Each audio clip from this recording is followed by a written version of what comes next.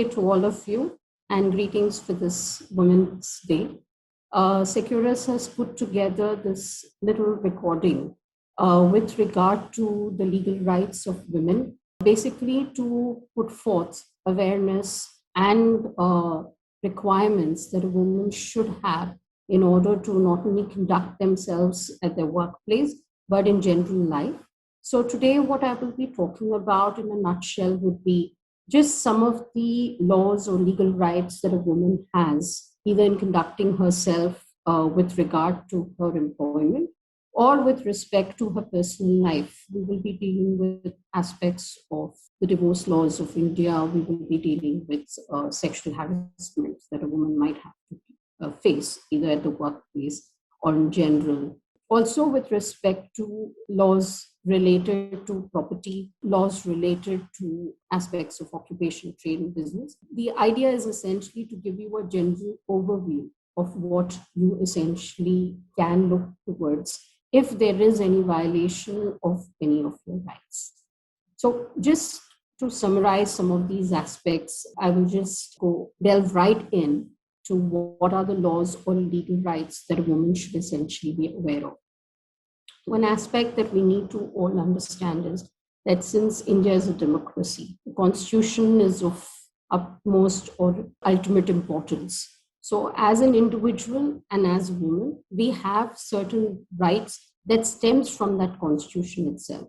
So we have what is known as a right to equality, where we essentially should not face any discrimination in any of our activities, including it gives us the right to equal opportunities. This is something that has also been reciprocated into the Equal Remuneration Act, which is the current law which entitles a woman essentially to have the same amount of wages, a same quality of employment, including on transfers or appraisals, that both a man and a woman should be treated alike.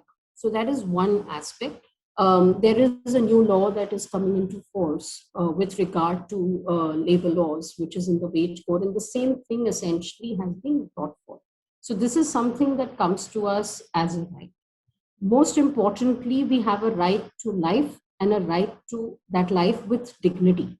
And this is also something that has been brought forth or underlined in our constitution. So when we think about these aspects, we essentially need to realize that whenever we are conducting ourselves in the workplace or whenever we are conducting ourselves in our life, we have so many rights that have been extended towards us that the awareness is of key importance. So, like I've already told you, with respect to the Equal Remuneration Act, when you are given any kind of employment, you need to have the same amount of salary that would be allocated to a man in the same level. The same thing also applies with respect to when you have to be hired. And in the event the company or your employer does not do so, and if there is a complaint that has arisen with respect to the same, the employer can essentially be held responsible, both with respect to a fine as well as imprisonment. So that is something that needs to be borne in mind. We also, so if you look at the workplace, there is most of the establishments have to follow what is known as industrial employment standing orders. And this is something that requires to be followed, whether in factories, it needs to be also followed in establishments, though most of the IT establishments do not tend to follow it. But by and large, these employment standing orders prevail. And that basically looks at what are the conditions that a worker or an employee should be given at a workplace. And in that, there are aspects related to how any kind of disciplinary action or harassment is taken into account. If we look at the new wage code, the new wage code has now acknowledged, most importantly, the aspect of the prevention of sexual harassment. So now we have this particular, act called the Prevention of Sexual Harassment, which requires every particular employer to follow a policy and implement this act within their workplace, which sees that every woman should be given a safe working place. And it's just not a woman employee, but anybody entering into any of these work areas should be given the dignity to be able to do her work without being harassed sexually in any manner whatsoever.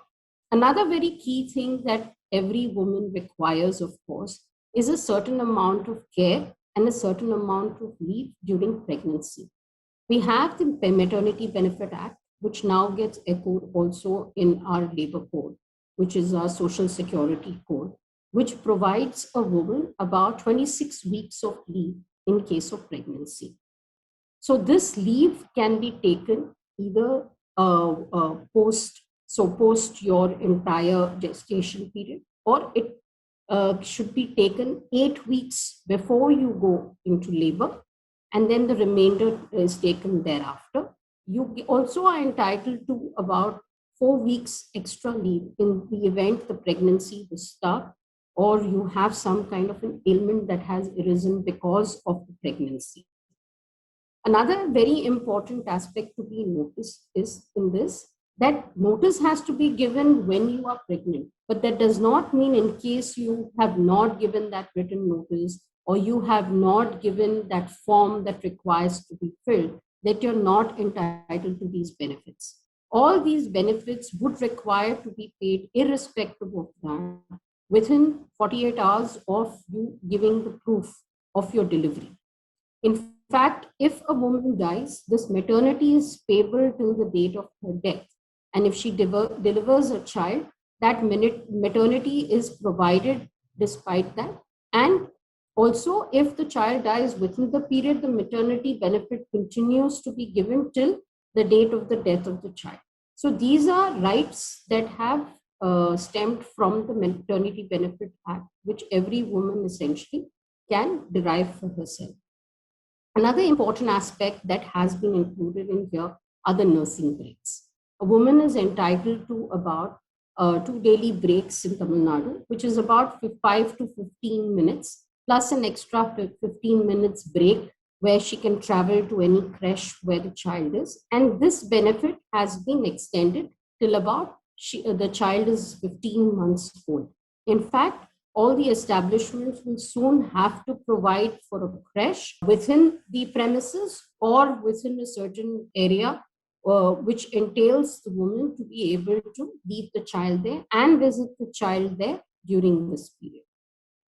There cannot be any deduction of wages because a workload has been reduced for a pregnant woman. Also, she cannot essentially be terminated or asked to leave her employment because of her pregnancy. Of course, if a woman essentially works somewhere else while she is taking her maternity leave, she forfeits her amount of maternity benefit. Like I mentioned earlier, the other act that has been brought into fore and which has been recognized by all the new labor codes is the Sexual Harassment Act. This is an act by itself, and this is an act which supersedes any other law which deals with sexual harassment anywhere else. And it is also a law that runs parallel to any other rights that you essentially can derive. The Sexual Harassment Act essentially is a pro female legislation because it is a benefit that is extended only to women, where women will not be subjected to any sexual harassment at her workplace of whatever age she is, whether she's employed or not in that particular area. And this is something that's applicable to all organizations that have got 10 or more employees. In the event a woman does not want to continue making a claim under this, or there is something that essentially makes her pull out, or the woman decides to file a police complaint, or she resigns, it does not matter. Once that complaint comes in, the ICC has to continue, which is the committee that is set up, which every organization requires to hold, which has about 2 female employees, an external member on it. That particular committee will have to complete the inquiry process, irrespective of whether or not that complainant has pursued the complaint or not, once it has reached them. This is regard to some of the workplace laws that we have. In addition to that, in our personal life, we need to remember that there are certain key rights that we have and which gives us a better quality of life. One of the key changes that came after 2005 was essentially the amendment that allowed a woman, whether she is married or not, to have equal rights over her father's property at the same level as that of her brother. The other aspect that requires to be mentioned here is, of course, with regard to marriages. We have Section 498A, which essentially deals with harassment for dowry, which requires that if in any manner a married woman is abused by her husband or her husband's relatives, she is entitled to scope and coverage under this particular law, which covers any kind of conduct against her that leads her even to commit suicide and protects her mental and physical health. Another aspect also to be borne in mind is that if the married woman is asked or sought for after with regard to dowry, that is also outlawed under a Dowry Prohibition Act. So no dowry can be taken by anybody in the event of marriage in the woman's name. And in fact, if she were to leave her marital place, she is entitled to that money or property that might have been taken, and she can claim her right with regard to it. These are some of the laws. Of course, we have our divorce laws and custody laws, which I'll deal with under another segment thereafter. But in a nutshell, if you see, these are some of the rights that a woman has, both personally as well as at her workplace. Now, if we were to think about what a woman should do in scenarios such as this, legal advice is something that every woman can extend herself out to. In fact, there are a lot of organizations there who have extended help to a woman in the event she faces any of the issues that I have already spoken about. In fact, it would be good to seek any kind of legal counsel in the event there is a case of harassment, in the event you find that at the workplace you are undergoing some kind of retribution, or in the event you think that you are not being given your due, then you should seek legal counsel and enforce your rights. And the same happens with regard to any of the personal laws that essentially get violated as far as you're concerned. Now, it is very important also that I'd like to mention here, there are a lot of the cities, in fact, high courts and the Supreme Court by itself, have legal aid cells which provide free legal advice. And in fact, in the Supreme Court, you don't even need an advocate on record in order to approach the court. In taking the help of these legal aid cells, you can get reprieve for yourself. Now, what are the documents you would essentially require? That would, of course, vary from case to case. It varies from the scenarios that are there. But importantly, what you need to remember is, let's say, if it is an action you want to take under the Dowry Prohibition Act, then you should keep some kind of an evidence of the, what you call, things that you're buying for your marital home. You should keep records of what your parents might have given to your in-laws at the time of marriage. You should essentially see that you document what is yours before you step into your marital home. So the distinction is essentially drawn as far as what is yours before marriage and what was created after marriage. I would also say that if a woman is working, it is important that you keep your own accounts as far as the money and investments that you're making, that these essentially be held in your name, and a distinction drawn between what would be the common pool that you hold with your husband and those that you'd like to keep for yourself. So in the event at any point, God forbidding, you need to stake a claim on what you have earned or created for yourself over the years of marriage, you have a clear proof and indication of what is there. If it is with respect to staking a claim as far as the property is concerned, it is very important that if there is a will, that you do try and find that copy of the will. If there is any kind of response that you have received where somebody is trying to stake a claim with regard to your property, that also requires to be used or furnished at that right time. So a legal ash certificate is another thing that enables you to essentially enforce that right. Or you can go to court and seek a succession certificate that shows that you are legally the heir as far as those properties are concerned. Now, if we were to think about that, apart from this, whether any call recordings or videos recorded without permission are considered valid, yes, these are considered valid now, and they can be brought before the court using a proper application at that time, and this will be admissible in the court of law. Now, how effective is our legal system for the help that a woman has? To be very honest, I think this is something that still requires a lot of help and push over a period of time. We have seen that, especially when it comes to domestic violence issues, when it comes to rape, the police as such have not extended that much of help as required in order to enforce these laws. So one of the aspects that is largely missing is, of course, the enforcement of the laws.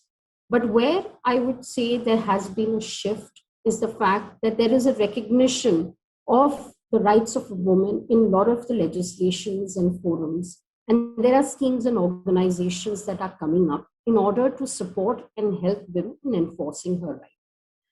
Fairly recent phenomena is the coming up of a women's court, and of course, the fast tracking of a rape case. Now, these are some of the changes that are happening. I think there's still a long way to go, but these are things that would essentially help or augment the system for a woman. Another aspect that has been designed to help women has been the dispute resolution mechanism, which are alternate methods that you can use in order to conciliate, mediate, or reconcile as far as your marital and family related problems are concerned. So you don't have to be embattled in a bitter legal battle. Apart from the Women's Court, there are several NGOs that have stepped up. You have Majlis Manch, you have Action Aid India, that essentially helps the women get legal justice, tells them what their rights are, and appraises them with regard to the same. These forums and organizations have worked very hard in order to address the grievances of women. When we think about what kind of a compensation we might get, it again varies from laws that are there. Of course, you can get compensation under Section 57A, which is a progressive step for improving the difficulties of victims with regard to rape.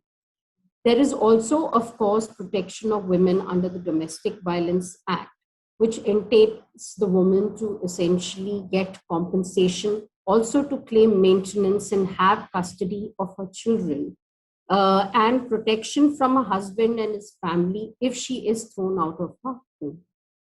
There is the Section 125 of the Indian Penal Code, where a woman does not have to file for a divorce, but has a right to receive maintenance from her husband in the event there is a separation.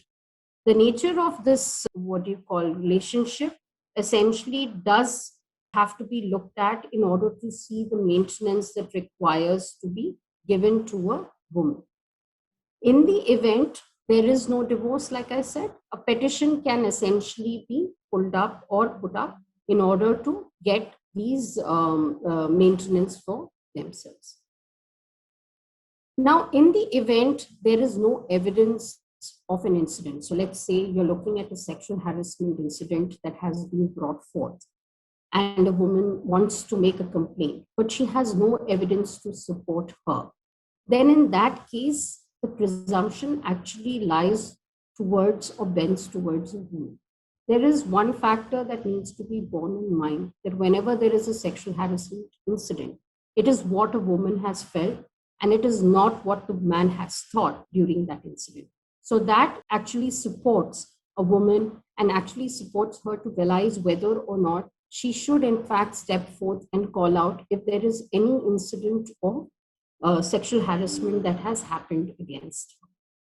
When it comes to rape laws also, but there is a certain amount of evidence that is required, but this is something that essentially supports the factor that when it comes to these incidents, a woman can essentially report it. But of course, there is a lot of change that has been required as far as the mindset is concerned and the system is concerned. It does not necessarily support the woman when she wants to make these claims without the evidences. Therefore, I would say strongly that one needs to see that they are able to find something that enables or supports whatever they would like to give.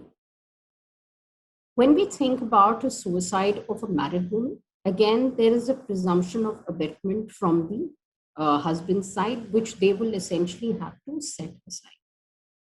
If there is rape, again, the presumption is that there was a lack of consent, and it is therefore to be proven that there was, in fact, consent. There are a lot of judgments that essentially say that if there is a lack of evidence by that rape victim, but they can give statements throughout the trial, then based upon the rape victim's testimony, the accused essentially can be punished. Now, what are the laws pertaining to marriage and divorce? Like I said, this is another additional law that is there that a woman should be made aware of and should know.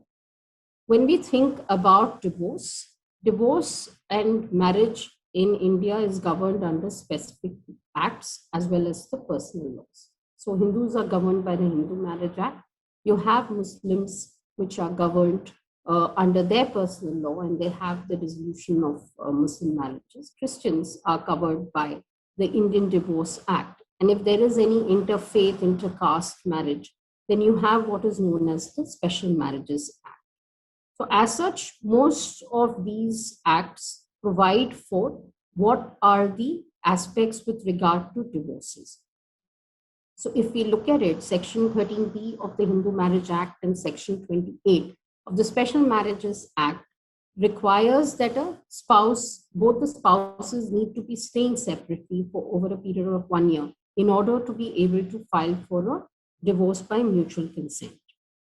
In fact, under Section 10A of the Indian Divorce Act, which actually governs the Christian marriages, it is said that they have to be separated for 2 years to file for a mutual separation.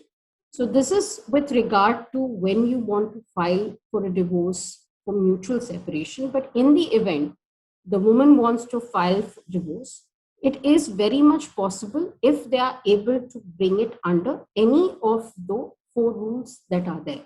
That there is an act of cruelty, when there is an irretrievable breakdown of marriage, in the event there is a case of bigamy. These are some of the cases that entails a woman to file for divorce without mutual consent. Some of the other rights that a woman essentially has is, of course, the right to stay in the matrimonial home even after the husband dies, the right to seek maintenance and alimony in the event there is a divorce, so long as she doesn't get remarried from her husband, so for a lifetime also, right to report that particular domestic violence, and of course, divorce is also a legal right of a woman without the consent of the husband, which is given under Section 13 of the Hindu Marriage Act. There is, like I've already said, right against divorce and harassment under your Dowry Prohibition Act. So this is some of the things that are there as far as marriages are concerned. Aspects of a child, you have a right to claim the child's custody. The Guardians and Wards Act gives custodial rights and duties to both the parents. And in fact, if the child is of a young age, the propensity is to view the woman as the primary caregiver. So the only event essentially that would shift is in the event the woman is found inadequate to look after the child. Otherwise, most of the cases, it is the mother that would be given custody, or there might be joint custody that can be taken by both the parents.